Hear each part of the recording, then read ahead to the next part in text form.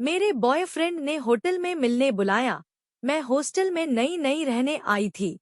कुछ दोस्त भी बन गए थे।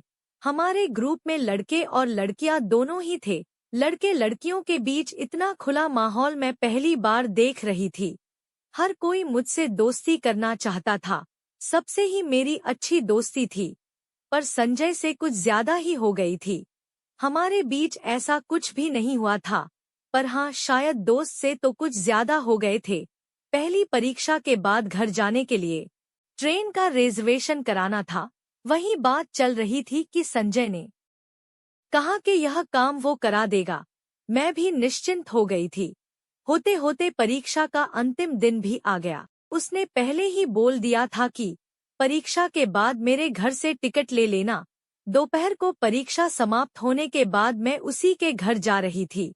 उस दिन संजय का जन्मदिन भी था, तो सोचा उसके लिए कुछ फूल ले चला जाए और साथ ही एक गिफ्ट। पर गिफ्ट कुछ समझ नहीं आ रहा था। फिर सोचा कि क्यों ना कुछ नया ही गिफ्ट दे। एक किस, हाँ ये ठीक रहेगा, मैंने अपने आप से कहा। पर फिर अंदर से आवाज आई, कर पाओगी। रास्ते भर इसी की हिम्मत जुटाती उसके घर पहुंची, जहां वो अकेला रहता था। वहां पहुंचकर जैसे ही उसने दरवाजा खोला, मेरे दिल की धड़कन और तेज हो गई, यह सोचकर कि मैं क्या प्लान बनाकर आई हूँ। लेकिन वो काफी नॉर्मल था और फूल देखकर बोला, ये क्या मेरे लिए? और मुस्कुराते हुए उसने फूल ले लिए। हम अंदर आ गए। मैं कुछ अजीब हो गई थी। कुछ समझ नहीं आ रहा था कि कैसे शुरू किया जाए, और इसी हड़बड़ाहट में अचानक किस कर दिया। वो भी अचानक हुए इस हमले से कुछ हड़बड़ा गया। पर मैंने यह किस जारी रखा। मैं तो होश खो बैठी थी। पता नहीं क्या क्या हो रहा था। मैंने खुद को अलग किया और थोड़ा संयत भी। अभी तो उससे आंख भी नहीं मिला पा रही थी, पर उसने कुछ नहीं कहा, जिससे मैं वापस खुद को नॉर्मल कर पाई। फिर कुछ देर हम लोग ऐसे ही इधर उधर की बातें करते रहे।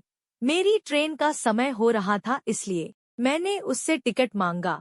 उसने मुझे टिकट दिया। मैंने अपना सामान उठाया और चलने के लिए तैयार हो गई। तभी उसने बोला, एक बार टिकट देख तो लो। मैंने टिकट देखा तो चौंक गई। उसमें तारीख अगले दिन की पड़ी थी। मैंने उसको बोला, ये क्या किया? मैंने तुमको बोला था कि मुझे आज ही जाना है। तो उसने कहा, तुम मुझे मेरे जन्मदिन पे अकेला छोड़कर चली जाओगी? पर पूरा एक दिन मैं करूंगी क्या? हॉस्टल में भी सब जा चुके होंगे। मैंने कहा। तो उसने कहा, यहीं रुक जाओ, मजे करेंगे। यहाँ किसी हालत में नहीं। मैंने कहा। तो वो बोला, क्यों डर लग रहा है? मैंने सोचा कि मेरी मर्जी के बगैर मेरे साथ कोई कुछ नहीं कर सकता, तो कुछ मजे ही कर लिए जाएं। और वैसे भी हॉस्टल जा नहीं सकते और कोई चारा है नहीं। फिर डरना कैसा?